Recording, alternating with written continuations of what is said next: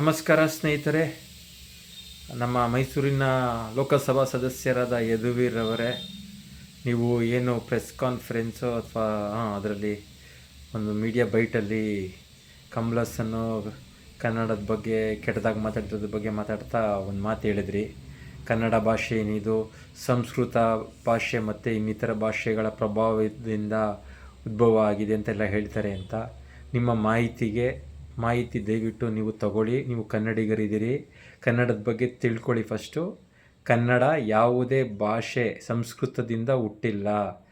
ಬಹಳಷ್ಟು ಜನ ಈ RSS ಇದ್ದಾರಲ್ಲ, RSSನವರು ಅವರು ಸಂಸ್ಕೃತನ ಹೇರಿಕೆ ಮಾಡೋದಕ್ಕೆ ಇದನ್ನು ಹೇಳ್ಕೊಂಡೇ ಬಂದಿದ್ದಾರೆ. ಈ ಸುಳ್ಳನ್ನ ಹೇಳ್ಕೊಂಡೇ ಬಂದರು. ಸಂಸ್ಕೃತ ಏನಂತ ಆಗಿದೆ, ಎಷ್ಟೋ ಜನರು ತಪ್ಪು ತಿಳುವಳಿಕೆ ಆಗಿದೆ. ಸಂಸ್ಕೃತ ತಾಯಿ ಭಾಷೆ, ಸಂಸ್ಕೃತದಿಂದನೇ ಭಾರತದ ಎಲ್ಲ ಭಾಷೆಗಳು ಉದ್ಭವ ಆಗಿದೆ ಅಂತ ಸುಳ್ಳುಗಳನ್ನ ಹೇಳ್ತಾರೆ. ಅದು ಶುದ್ಧ ಸುಳ್ಳು.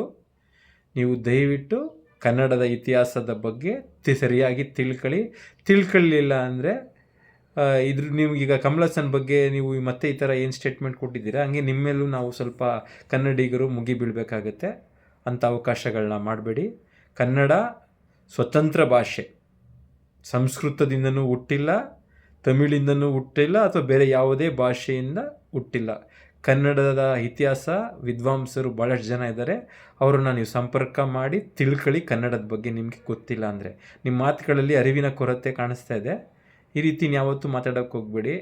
ಕಮಲಸನ್ಗೆ ನಾವೆಲ್ಲ ಬೆಂಡುತ್ತಾ ಇದ್ದೀರಿ ಕನ್ನಡಿಗರು. ಈಗ ನೀವು ಆ ಥರ ಮಾಡ್ಕೋಬೇಡಿ. ಈಗ ಆಲ್ರೆಡಿ ಕೆಲವರೆಲ್ಲ ನಿಮ್ಮ ಬಗ್ಗೆ ಮಾತಾಡಿದ್ದಾರೆ, ಶುರು ಮಾಡಿದ್ದಾರೆ. ಸೊ ಈ ಥರ ಮಾತುಗಳನ್ನ ಅಪ್ಪಿತಪ್ಪಿನೂ ಮಾತಾಡಬೇಡಿ. ಕನ್ನಡ ನಾವು ಸ್ವತಂತ್ರ ಭಾಷೆ, ಯಾರ ಅಡಿನಲ್ಲೂ ಇಲ್ಲ, ಯಾರಿಂದನೂ ಉದ್ಭವ ಆಗಿಲ್ಲ. ಇದು ನಿಮ್ಮ ಮಾಹಿತಿಗೆ. ಮೈಸೂರಿನ ಸಂಸದರಾದ ಯದುವೀರವರೇ.